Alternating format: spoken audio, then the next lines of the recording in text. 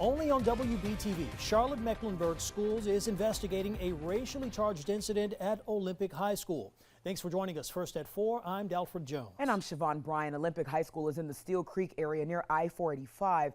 Investigative reporter Naomi Coles has been digging deeper into this incident for the last 2 weeks, and she joins us now with what we know right now. Naomi. Yeah, Siobhan, a source contacted us frustrated, saying school administration was not addressing an incident that happened at the school. The person alleged that 2 white male teachers wearing wigs had barged into a black female teacher's classroom, and one of them had written a racially sensitive word on the whiteboard. Take a look at this picture that they gave me. We're blurring out the term written on the board and the faces in the photo. We could not confirm the source's version of events with the school, who first told me they wouldn't comment on personnel matters. So I filed a public records request and learned that the very same day that I first reached out to school administration about the incident, a male teacher was suspended with pay.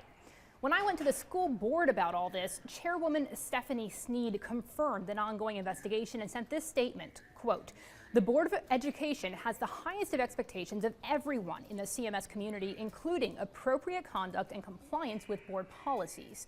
We are committed to doing those things to ensure a positive and diverse school experience for both students and staff." Now, Chairwoman Sneed said she could not comment further on this because of the personnel issues at play. Reporting in the newsroom, Naomi Coles, WBTV, on your side. All right, Naomi, I'm sure there's much more to come on this story. Thank you.